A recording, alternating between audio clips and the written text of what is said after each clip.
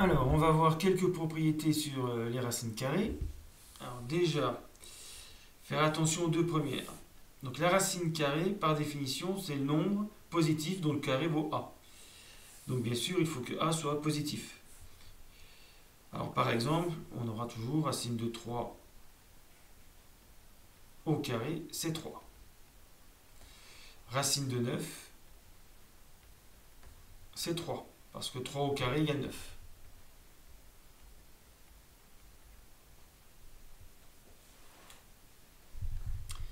Alors pour la deuxième, comme on a vu les valeurs absolues, si je mets racine de 3 au carré, ça fait racine de 9, ça fait 3.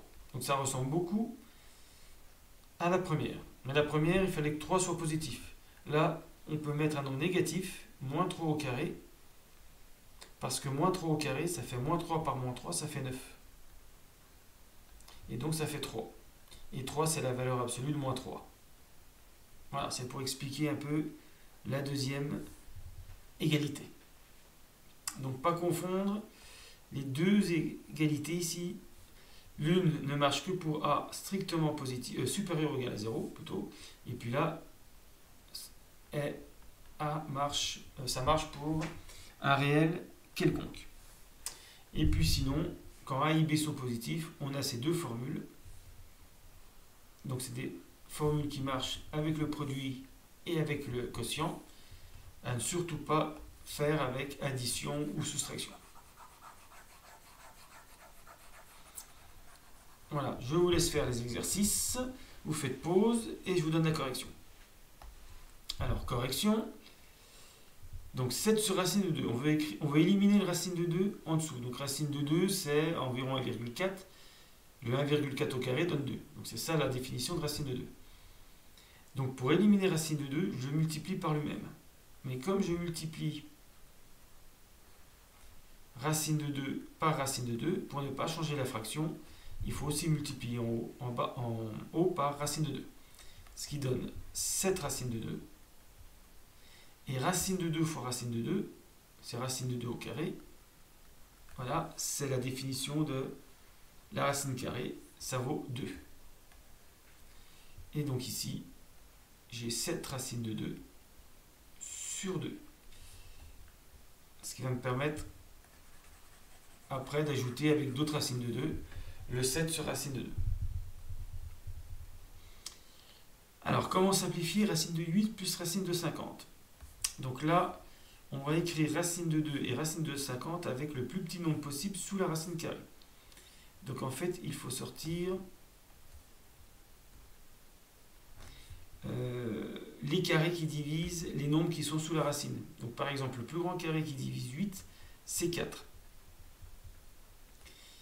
Et le plus grand carré qui divise 50, c'est 25. Alors pourquoi est-ce qu'on fait ça?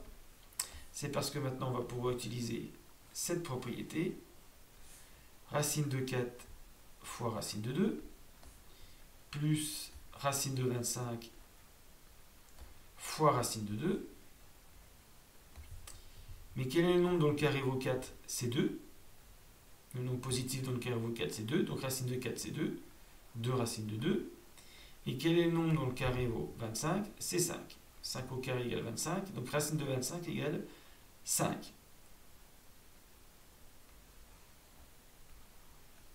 Et maintenant, je peux ajouter, c'est comme si j'avais 2x plus 5x, ça fait 7x. Là, c'est pareil. 2 racines de 2 plus 5 racines de 2, ça fait 7 racines de 2.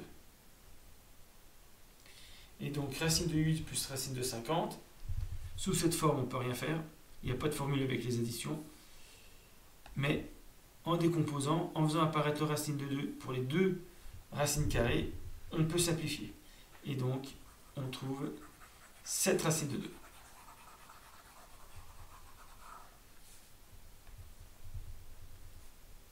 Donc je remets en abrégé le calcul.